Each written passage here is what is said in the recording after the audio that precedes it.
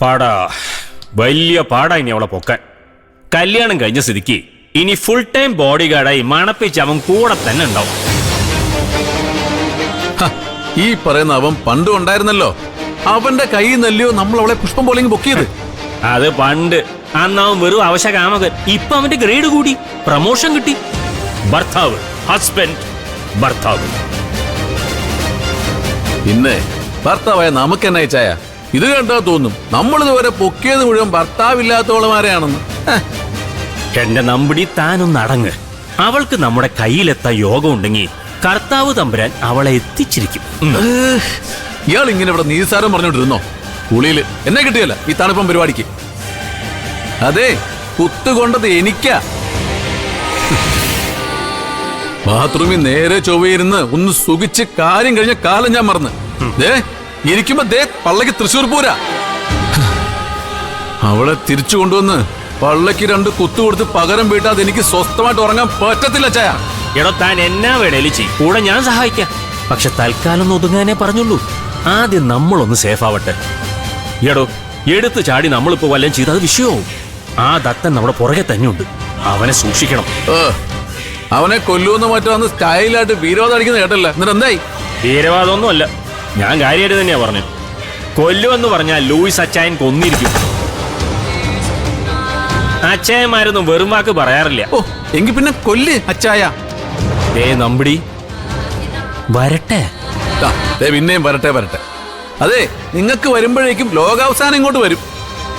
അതെ, ഈ ലോകം എവിടേക്കും പോകുന്നില്ല, അവസാനിക്കാനും പോകുന്നില്ല. അവസാനിക്കാൻ പോകുന്നതേ അവനാ.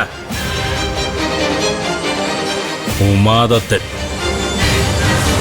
SP Umadathan IPS.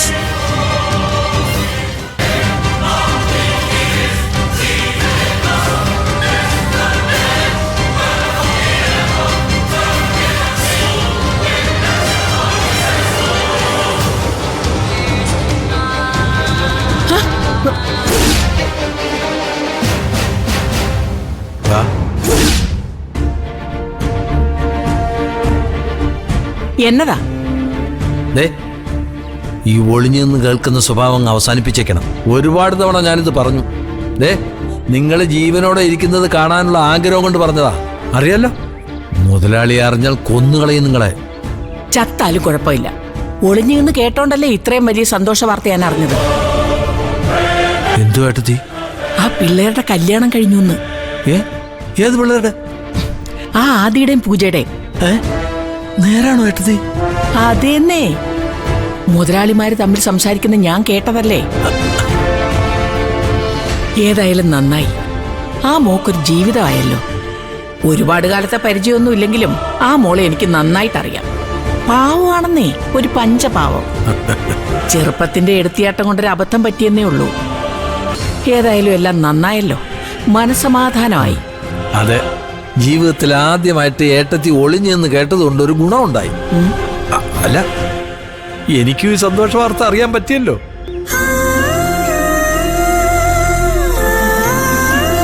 പൂജ, താനെന്നോട് ക്ഷമിക്കണം. എന്തിന്? തന്നെ ഈ കുരുക്കിക്കൊണ്ട് ചാടിച്ച ഞാനല്ലേ. വേണമെന്ന് വെച്ചിട്ടല്ലോ, തന്റെ ഗതികേട് കൊണ്ടല്ലേ. സാരല്ല, ഇനി വരുന്നിടത്ത് വെച്ച് കാണാം. ഈ കല്യാണം കൊണ്ട് ചെറിയൊരു ഗുണമുണ്ട്. എന്ത്? ഇനി ഇങ്ങനെ പെട്ടെന്നൊന്നും പുറത്തുനിന്ന് ഒരാളുടെ കണ്ണ് വന്ന് പെടില്ലല്ലോ.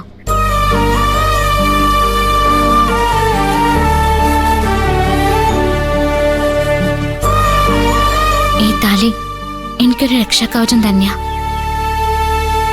എനിക്കെന്നല്ല, ഈ ഭൂമിയില് ഏതൊരു പെണ്ണിനും താലി ഒരു തണല. ഇനി ആരെങ്കിലും അവകാശികൾ വന്നാ എനിക്ക് ധൈര്യമായിട്ട് പറയാലോ, ഞാൻ ആദിയുടെ ഭാര്യയാണെന്ന്.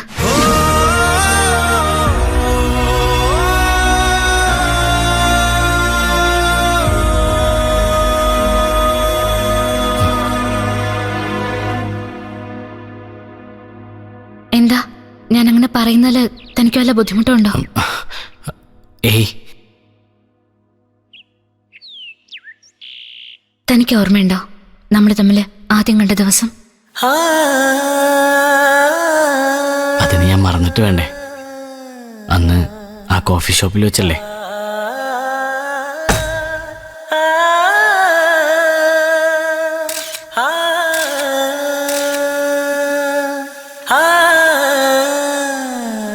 ഹലോ ആ, എന്തായി ആലോചിക്കുന്നെ?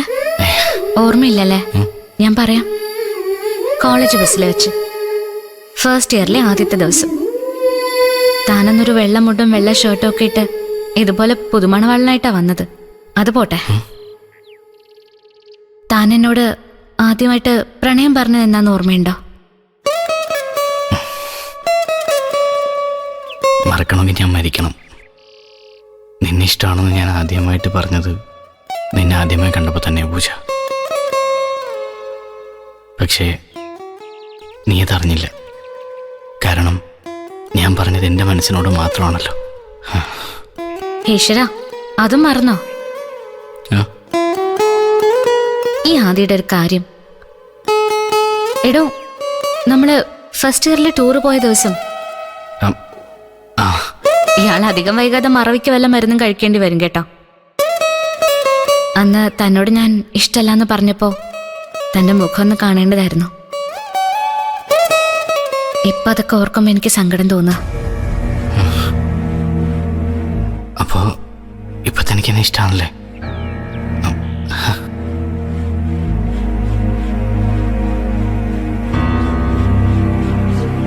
പക്ഷെ അതെ ഷാനു,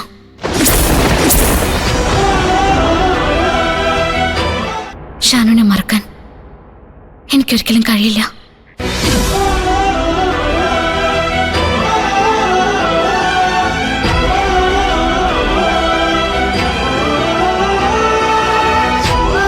ഒരുപാട് കാലമൊന്നും ഇല്ലെങ്കിലും 1000 ജന്മത്തെ സ്നേഹം ഷാനു എനിക്ക് തന്നിട്ടുണ്ട്.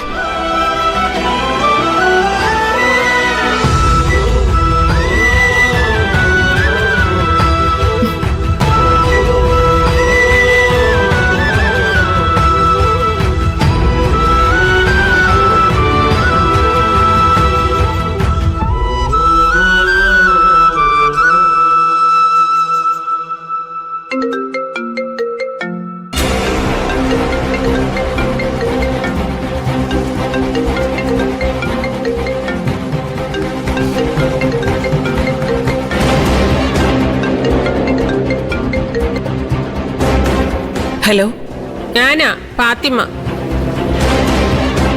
എന്താ? അത് ശരി, ഇത്ര വേഗം കളക്ടർ എല്ലാം മറന്നുപോയോ? ഞാൻ വിളിച്ചത് നമ്മുടെ കാര്യങ്ങൾ എന്തായിന്ന് അറിയാനാ. ദേവി, ഇത് നിങ്ങൾ എന്നെ ഇങ്ങനെ ശല്യം ചെയ്യരുത്. നിങ്ങളല്ലേ എന്നെ ശല്യം ചെയ്യുന്നത്? നമ്മൾ സംസാരിച്ച കാര്യത്തിന് ഒരു തീരുമാനമായ ഞാൻ പിന്നെ ഒരിക്കലും നിങ്ങളെ വിളിക്കില്ല. നിങ്ങൾ ഈ പറയുന്ന കാര്യമൊന്നും നടപ്പുള്ളതല്ല. അപ്പൊ പിന്നെ നടത്താൻ പറ്റുമെന്ന് ഞങ്ങളൊന്ന് നോക്കട്ടെ. നിങ്ങളൊരു അമ്മയല്ലേ?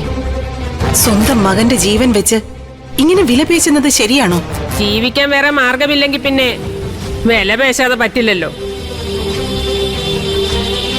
എന്റെ ജീവിത മാർഗമാ നിങ്ങളുടെ മകൾ ഇല്ലാതാക്കിയത്. അതിന് നഷ്ടപരിഹാരം തരാതെ ഞാൻ നിങ്ങളെ വെറുതെ വിടില്ല. ഇനി നിങ്ങൾ എന്നെ വിളിച്ച ഞാൻ പോലീസിൽ കംപ്ലൈന്റ് ചെയ്യും. എന്നാ എനിക്ക് സത്യങ്ങളൊക്കെ തുറന്നു പറയേണ്ടി വരും.